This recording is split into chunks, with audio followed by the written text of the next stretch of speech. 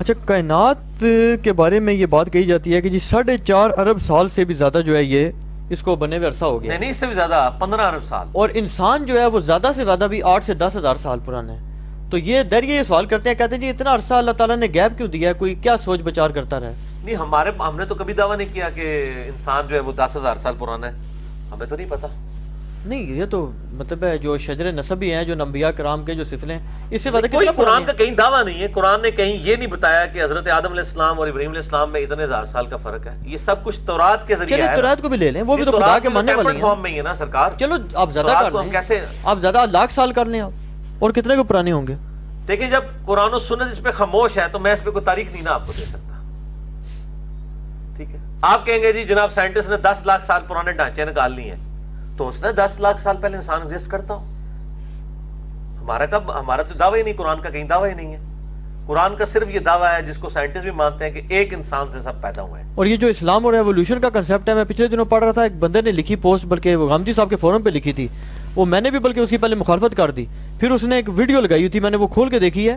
میں نے تو سمجھا وہ ایوولوشن سے مراد یہی لے رہا ہے کہ بھی ہم بھی یہ خنزیروں کی اور کتوں کی اور بلوں کی نوز باللہ اولاد ہیں. تو وہ اس بندے نے بتایا، اس نے کہا جی یہ جو یہ ڈارون ہے نا، ڈارون سے سینکڑوں سال پہلے اس بات کو، بلکہ عیسائی پادری اس بات پہ جو تھے یہ ان کو مار رہے تھے ایوولوشن تھیوری والوں کو. اس کا نام تھا محمدن تھیوری آف ایوولوشن.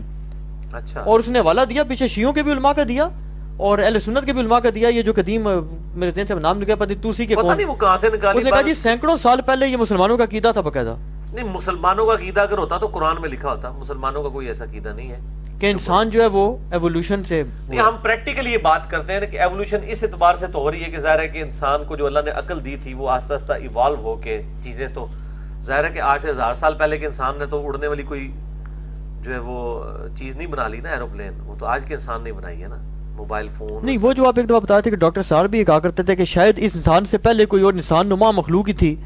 ہاں جو کہ شاہ صاحب کا موقف ہے وہ جو سورہ ال عمران میں آتا ہے نا کہ ہم نے آدم کو چن لیا اور نوح علیہ السلام کو اور ابراہیم علیہ السلام کو. وہ کہتے ہیں آدم کو بھی چنا گیا تو اٹ مینس کہ کوئی اسپیشیز ایسی ایگزسٹ کرتی تھی جس میں سے حضرت آدم کو چنا گیا ہے. اور وہ جو تمہیں ایک جوڑے سے پیدا کیا سب کو، وہ پھر اسی سے وہ لے کے چلتے ہیں نا اس کو.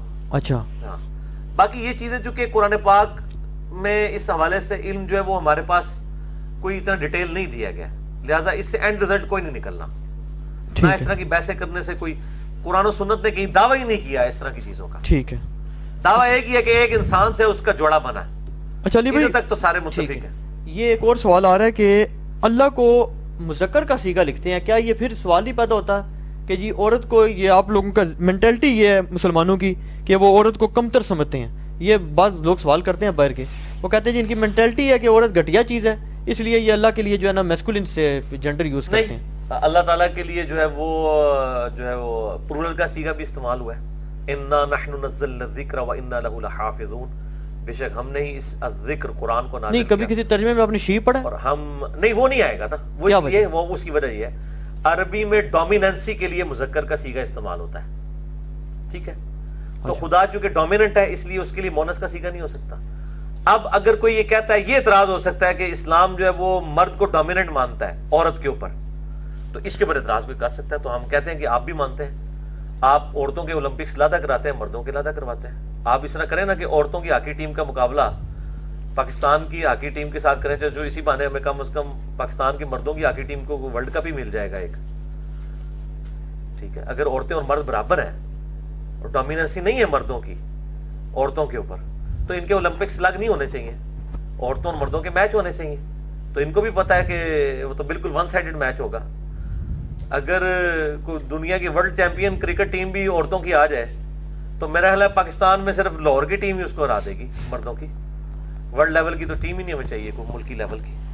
تو مردوں اور عورتوں کی جو ڈومیننسی کے پوائنٹ آف ویو سے مردوں کی جو ڈومیننسی ہے وہ تو یہ بھی مانتے ہیں. اسی لیے جب بھی یہ قوانین بنا رہے ہوتے ہیں عورتوں کے حقوق کی بات کر رہے ہوتے ہیں، جی عورت پہ ظلم ہوا، عورت کے ساتھ یہ ہوا، یہ خود بھی مانتے ہیں کہ مرد واقعی ڈومیننٹ ہے. ڈومیننٹ. ٹھیک ہے نا، اس میں تو کوئی